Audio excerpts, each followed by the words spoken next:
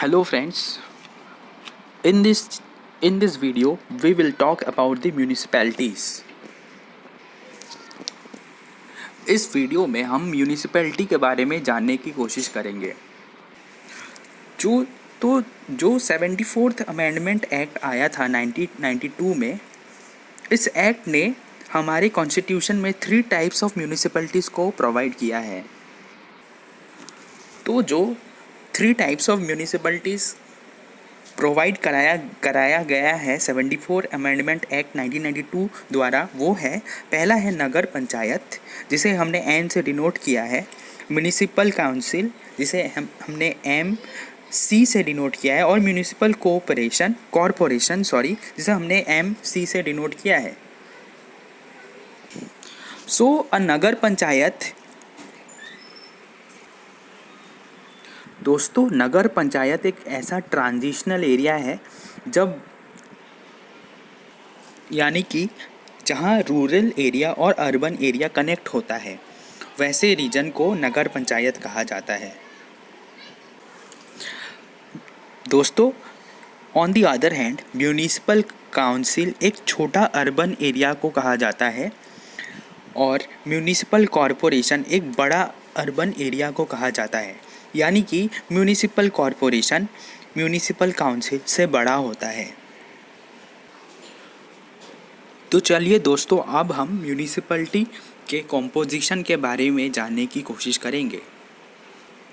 तो कहा गया है कि all the members of the municipalities shall be elected directly by the people. कहने का ये मतलब है कि म्यूनिसिपैलिटी के जितने भी मेंबर्स हैं, उन्हें लोगों द्वारा डायरेक्टली इलेक्ट किया जाता है। और इसके लिए हर म्यूनिसिपल एरिया को टेरिटोरियल कंस्टिट्यूएंसी में डिवाइड किया जाता है, जिसे वार्ड भी कहा जाता है। और जो चेयरपर्सन, म्यूनिसिपैलिटी का जो चेयरपर्सन बनने वाला होता है, उसके मैनर ऑफ इलेक्शन पे स्टेट लेजिस्लेचर का अधिकार होता है। तो चलिए दोस्तों, अब हम जानने की कोशिश करेंगे, चलिए हम जानते हैं कि कैसे कैसे टाइप्स ऑफ लोग म्यूनिसिपैलिटी में इलेक्ट होते हैं। पहली जो क्राइटेरिया है वो स्पेशल नॉलेज की है। तो ऐसे व्यक्ति जिनके पास स्पेशल नॉलेज है म्यूनिसिपैलिटी रिलेटेड, उन्हें इलेक्ट किया जा सकता है।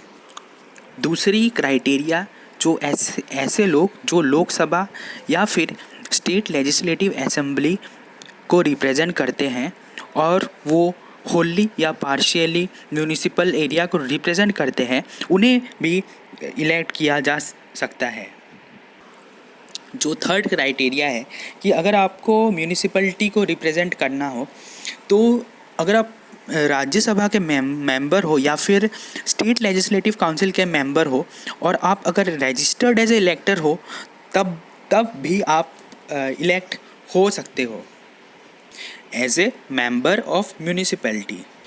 और फोर्थ क्राइटेरिया है, अगर आप एक कमिटी के चेयरपर्सन हो अदर देन वार्ड कमिटी, तभी भी आपके पास पूरे चांसेस हैं कि आप म्यूनिसिपैलिटी को रिप्रेजेंट कर सकते हो।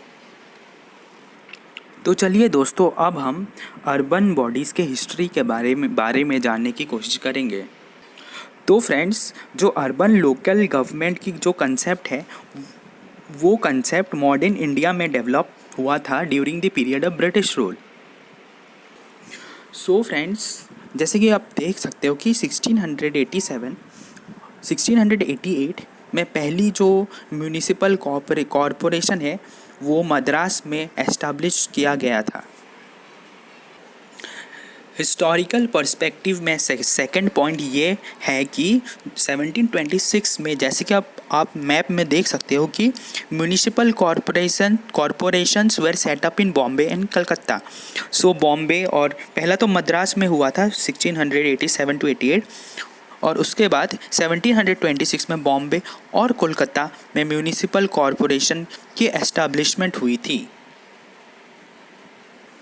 फ्रेंड्स, इसके बाद 1870 में लॉर्ड मेयो आते हैं और एक रिजोल्यूशन लाते हैं on financial decentralisation visualised on the development of local government self government institution.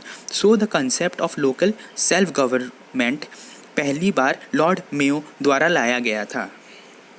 Friends, जो लॉर्ड रिपन की जो रेजोल्यूशन थी 1882 में, इसे Magna carta of local self government भी कहा जाता है और इसी वजह से लॉर्ड मेयो को father of local self government in India भी कहा जाता है।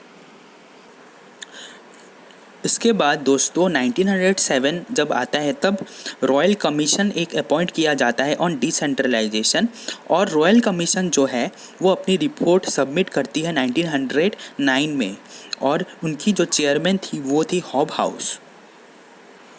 फिर आता है 1919 में लोकल सेल्फ गवर्नमेंट। तो लोकल सेल्फ गवर्नमेंट है 1919 में, और 1919 एक्ट के द्वारा लोकल सेल्फ गवर्नमेंट एक ट्रांसफ़र सब्जेक्ट बन जाता है और इनकी चार्ज जो है वो इंडियन मिनिस्टर को दी जाती है।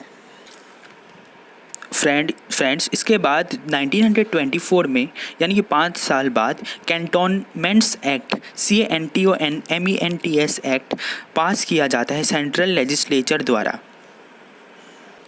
और फ्रेंड्स, इसके बाद आता है 1935, और 1935 में लोकल सेल्फ गवर्नमेंट एक प्रोविंशियल सब्जेक्ट डिक्लेयर कर दिया जाता है।